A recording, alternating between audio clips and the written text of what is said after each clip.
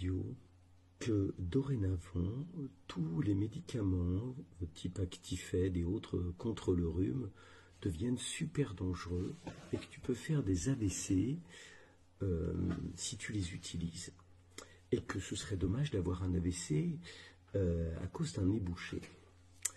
Alors, oui. Donc là, un petit côté primum non nocere et balance bénéfice-risque entre un nez bouché et un AVC. Alors, je t'explique le truc pour que tu visualises bien à quel point on nous prend pour des cons. Quand tu prends certains médicaments qui sont des vasoconstricteurs quand tu as le nez bouché, c'est parce que en fait, tu as un virus qui est rentré dans le nez et puis ton nez va se mettre à couler pour essayer de rejeter le virus. Puis tu vas te mettre à éternuer, voilà. Et à force d'avoir ton nez plein de flotte pour rejeter le virus, eh bien les parois de ton nez vont s'épaissir, elles vont se gonfler de flotte, et à un moment donné, les parois vont se toucher. Et puis là, tu vas avoir le nez bouché. Et tu sais que petit nez bouché pour la nuit, nuit compliquée. Ton nez étant bouché, eh bien, les virus, les microbes, eux, ce qu'ils recherchent avant tout, c'est de la chaleur et de l'humidité. Donc, ils vont se développer dans ton pif. Et comme tu vas dormir avec ton nez bouché, eh bien, ça va tomber sur ta gorge parce que la nuit, tu vas respirer par la bouche. Et puis, tu vas avoir la bouche sèche. Et tu te dis qu'après avoir la bouche sèche et puis la voix de Barry White, quand tu te lèves le matin après ton rhume, bah, ça va tomber sur les bronches et puis tu vas être malade. Ça s'appelle plus communément choper la crève. Ok.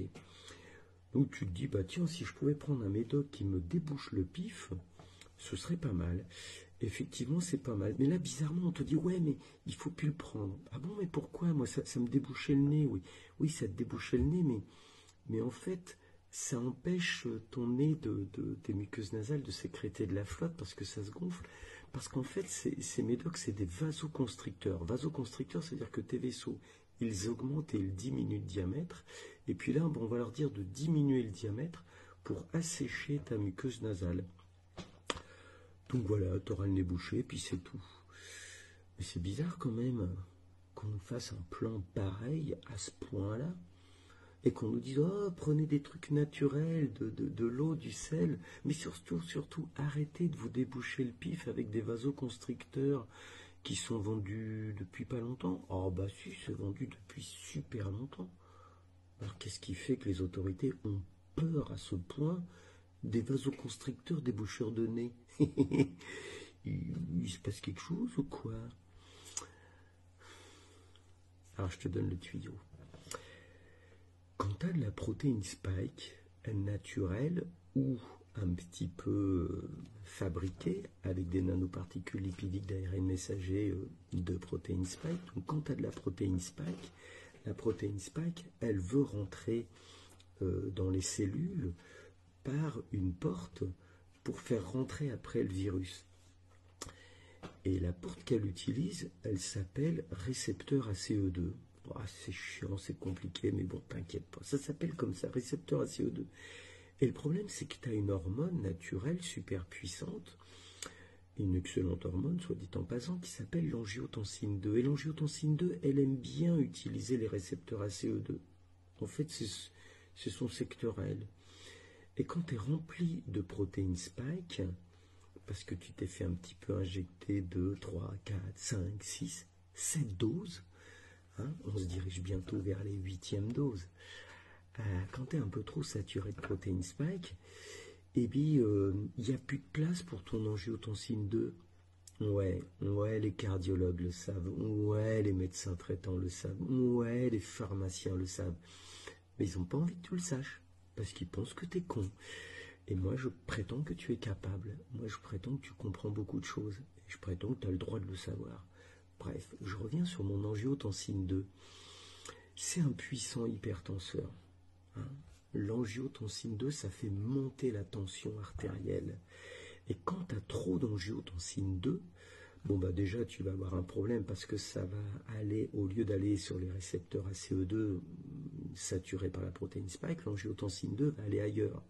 Elle va aller sur les récepteurs ATRR, et ça Jean-Marc Sabatier l'a très bien dit. Je vais sortir des petites vidéos pour vous expliquer ce truc-là.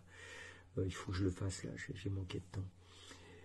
Mais en plus d'aller retrouver les récepteurs ATR, bah, ton angiotensine 2, ce puissant hypertenseur que tu as dans le corps, eh bien ça va se développer à fond, puisque normalement l'angiotensine 2 devrait se dégrader sur les récepteurs ACE2.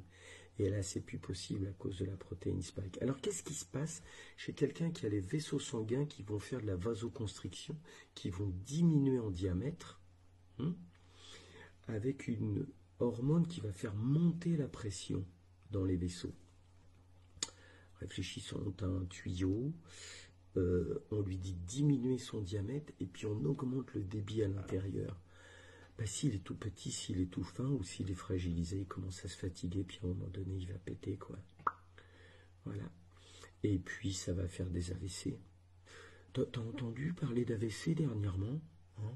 Des gens autour de toi qui font des AVC, y compris des jeunes, ou des gens qui ont des problèmes cardiaques. Toi, t'en as entendu un petit peu ou pas trop? Est-ce que l'ANSM nous a parlé d'effets indésirables sur les injections de nanoparticules lipidiques d'ARN messager de protéines spike? Je ne sais pas, sur les 190 000 effets indésirables signalés? Je sais pas. Est-ce que Pfizer a indiqué sur comment dire, le Vidal qu'il y a des problématiques de myocardite? Ouais, ok, c'est un sujet un petit peu à côté, les myocardites. Mais est-ce que tu as entendu parler de gens qui faisaient des infarctus dernièrement autour de toi? Des gens sportifs, hein, pas nécessairement des gros fumeurs. Hein. Alors voilà, si là ils sont en panique, tout simplement en nous disant il faut stopper vos trucs qui vous débouchent le nez parce que c'est des vasoconstricteurs, ils te prennent surtout pour des cons. En évitant de te dire, c'est que tes vasoconstricteurs, ok, pour te déboucher le pif, reliés à toute la protéine spike qu'ils vous ont fait vous faire injecter, bah ça va juste littéralement augmenter vos risques d'AVC et d'infarctus. Elle est là la vraie cause. Hein. Parce que tu penses bien que si elle te dit, bah non, il y en a eu très très peu. Non, c'est un truc super rare quand même. Bah si c'est super rare, on peut peut-être laisser les gens se déboucher le pif. Hein. Depuis combien de décennies on utilise ces vasoconstricteurs? Et puis là, maintenant, c'est tout frais, tout neuf, il faut arrêter. Les médecins traitants,